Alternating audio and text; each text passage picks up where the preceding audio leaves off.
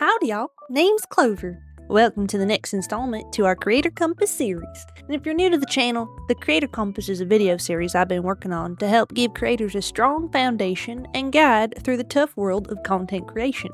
Now, it ain't meant to be the end-all be-all set of rules, but rather a helpful set of strategies you can shape and form to your own needs and goals as a creator. Today's topic is about time management, and based off community outreach, I got a feeling a lot of y'all might be carrying more on your plate than folks realize. I'd venture to say it ain't a stretch that most of us work a full-time job. Clocking in, clocking out, doing what you gotta do. Then we come home and jump straight to making videos or streaming or trying to keep up with content.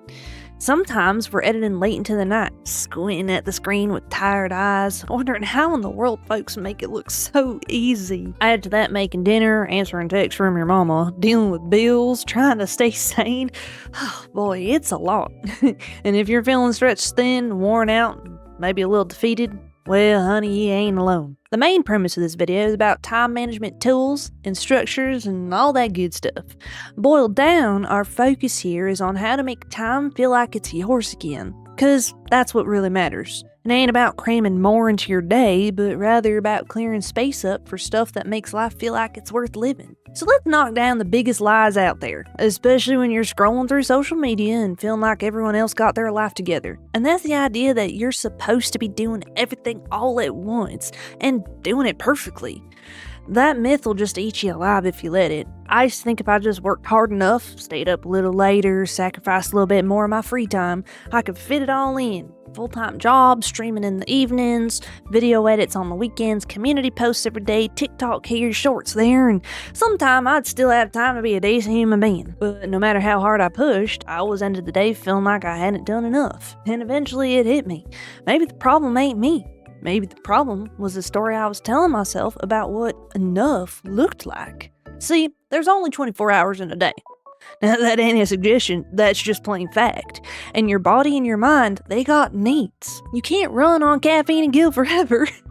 And what's wild is, when you do finally accept that you can't do it all, that's when you start to figure out what actually matters and what works for you. You can stop running from task to task and start moving with intent. So if you've been beating yourself up, feeling like you're always behind, trying to catch up, well, today's the day we stop that. You ain't lazy, and you ain't broken.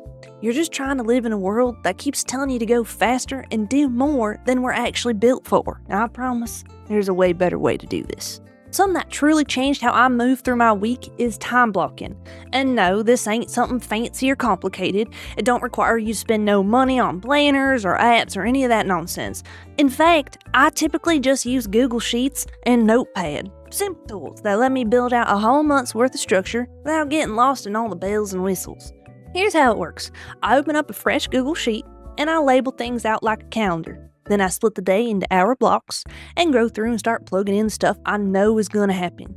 These are things like my job hours, appointments, meals, maybe days I help out family or take care of errands.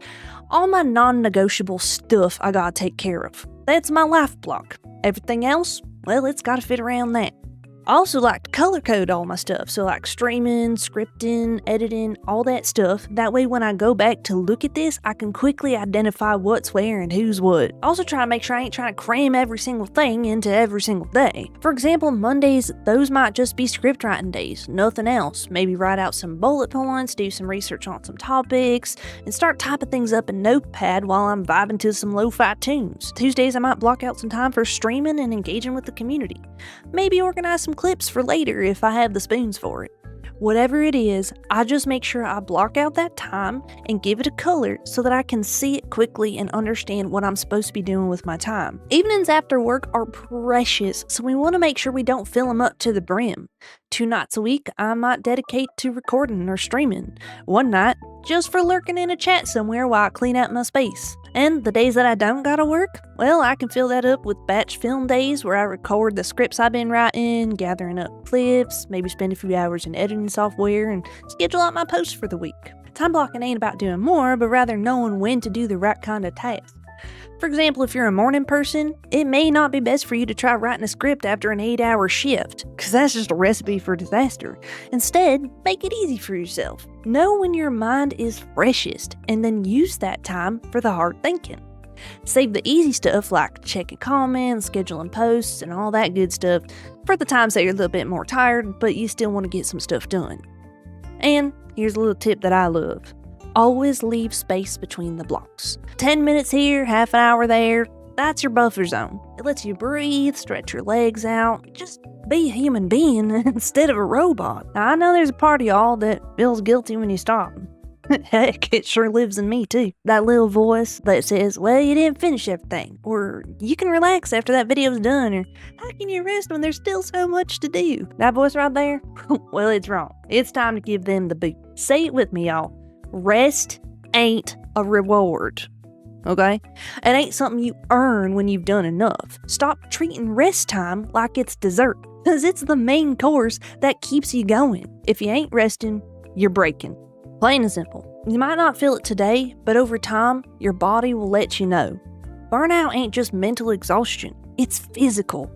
It's your body saying, no more, I quit. And that kind of tired takes way more than a weekend to resolve. I had to learn that the hard way. There was a stretch where I pushed myself way too hard. I was working all day, editing all night, sleeping 4 hours if I was lucky. And one morning, I woke up feeling like a ghost of myself. I didn't want to get out of bed. I didn't want to turn on my PC. I didn't even care, didn't even want to care.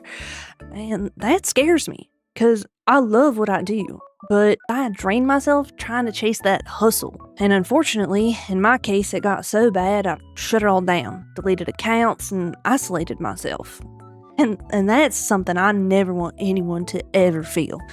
It's why I feel so passionately about this series. So what do I do now to keep myself from feeling this way? I block out rest before I schedule anything else. You heard me. Before I schedule any creative time, any uploads, any streams, any of that, I mark off entire time slots where nothing is expected of me. No to-do list, no camera, no just one more task. No, none of that. And let me tell you, those times are sacred. I sleep in, I bake something, I call a friend, I sit on the porch with my feet up and just let the world turn without me for a bit. And that ain't lazy. It's necessary. And when you start treating rest like a productive part of your strategy, you stop feeling guilty. You start showing up with more energy and joy and ideas. And that's what your audience notices. They ain't noticing the grind, they're noticing the glow. You don't owe the internet your exhaustion. You don't owe your followers your burnout. You owe yourself some peace. And that's what rest gives you every single time. So let's build a mock schedule together. This part is for folks who work full time, maybe a 9 to 5, maybe on shifts, and are still trying to build something creative on the side. Now, I can't tell you exactly what your schedule should look like, but I can show you what's worked for me and how to build one that doesn't wear you down to a nub. Let's say you work Monday through Friday, 9 to 5. That's already a huge part of your energy spent, and that's okay. What we gotta do is find little pockets of time across the week and figure out how to use them wisely. Now, I'm doing mine all in Google Sheets, but honestly any tool you find helpful works. I set it up real simple. Days of the week across the top, and time blocks going down the side. So let's build a few mock weeks together. Every day of the week starts with the same, a simple morning routine. It ain't about doing the most, it's just about getting up, getting dressed, feeding yourself, and taking a moment to get your head on straight before the world starts turning. Then comes those work hours, from 9 in the morning till 5 in the evening, Monday through Friday. We're doing our regular job. This is the foundation that the schedule will be built around. It ain't something that we can fight against, it's just the facts of what we gotta do throughout the day. Evenings always start with dinner and some wind down time. Don't ask yourself to be any kind of productive during this time. Just allow yourself to breathe. We need this time to mosey on home, cook dinner, and relax between work and whatever else we got planned for the night. And since we're working a full-time job, we need to be realistic about how much energy we have and how much time we can dedicate to making content. If you're trying to stream every single night, you can already see we really don't have a whole lot of space for that if we're also trying to edit videos, market ourselves, and have time for rest and relaxation. So it's better to pace ourselves.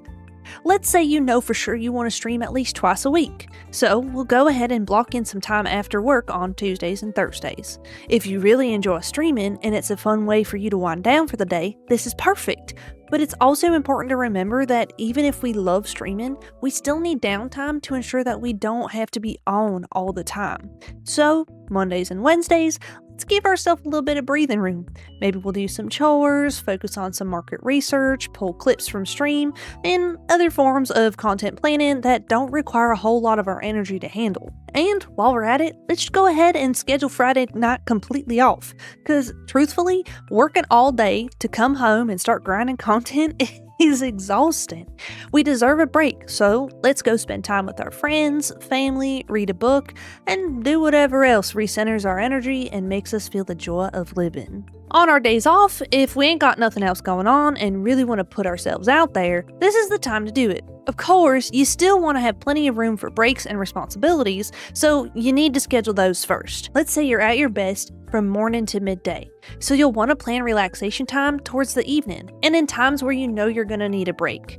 Then, whatever time you have left, slot in some content creation time. This can look like recording videos, editing, scheduling content, updating stream, and things like that. Of course, this schedule is just a bit of framework. You'll need to shuffle things around and change things based off of your job hours, weekly responsibilities, and whatever your focus is as a creator. Some folks prefer having a full day off rather than relax time scattered all about, or they're too tired from work to stream, so they prefer to stream more on their off days. Maybe you like streaming longer hours rather than recording long-form content. Others might be commissioned artists and they need time to dedicate to working on commissions instead of creating videos. And some of us like alternating tasks so that every other Saturday is dedicated to something else. The point is, no two schedules are going to look the same. And the key is not to expect yourself to do everything all the time. Give yourself permission to push things back if you need to. Life happens. Showing up tired and overwhelmed every single day it ain't sustainable. It's important to note that these mock schedules are built with the intent of treating content creation as a second job. If this feels too intense for you, then trim it down. You gotta do what feels manageable for you, because that really is the point of time blocking. It's to see how much time you have and how much you want to spend working on your content. It's also real useful to jot down notes as you're learning how to schedule out your time. Just a list of what you did, what felt good, what felt overwhelming, and what took you more or less time than you thought it would. That way when you go to schedule the next week, you know how to adjust your time if you need to. And if you catch yourself falling off schedule for a bit, don't beat yourself up about it. Time blocking is meant to be a guiding tool for you, not a strict do or die set of rules. At the end of the day, we're all human. Now I know there's a million voices out there telling you to go harder, stay up later, post every day, grind till you make it. Heck, even my first video talks about the importance of daily posting. But here's the truth. You ain't gotta break yourself to build something beautiful. And you don't have to give every ounce of your energy just to stay relevant. What you need to do is find a rhythm, a way of moving through your week that makes space for joy, space for rest, and space for creativity to bloom. Time management ain't about being a machine, it's about putting down that guilt and picking up a little grace so you can start listening to yourself and respecting your needs. Realistically, you're doing something tough. You're balancing work, life, editing, and streaming, and so on and so forth. And you're doing the best you can. I promise you that is more than enough. I want to talk about something folks don't mention enough, and that's taking a real break. Now, I ain't talking about just stepping away for a day or two. I mean a real, honest-to-goodness content vacation. Sometimes you need more than a weekend off. Life gets heavy, burnout creeps in, and maybe you've been pushing too hard for too long. If you find yourself dreading the camera, dragging your feet to open up editing software, or just avoiding your inbox, well, that's usually a sign it's time to rest. Not quit, just rest for a bit. Now, taking a break don't mean you gotta lose your momentum. It just means that you're preserving your longevity. You can schedule time off the same way you'd schedule a stream or a video drop. Block out a week, 2 weeks, heck, even a month if you need it. Just give your community the heads up, pin a message, post a little update, and then let yourself walk away without any guilt. I always say rest is part of the process. You can't pour from an empty cup, and if you never stop to refill it, your content's gonna suffer, but more importantly, so will you. If you're worried about engagement while you're gone, you can prep a few scheduled posts before your break, or repost some older clips that folks might have missed. If even that feels like too much though, understand that it is okay to just go quiet for a while. Folks are going to be more understanding than you probably think, and when you come back, you ain't got to rush about it neither. Ease back in, do what feels manageable. One post, one idea, one step. that spark will come back when your tank's full again. So, yeah, give yourself permission to unplug. Breathe and trust that folks who love your work will still be there when you return. And more importantly, you will still be you if you take a break.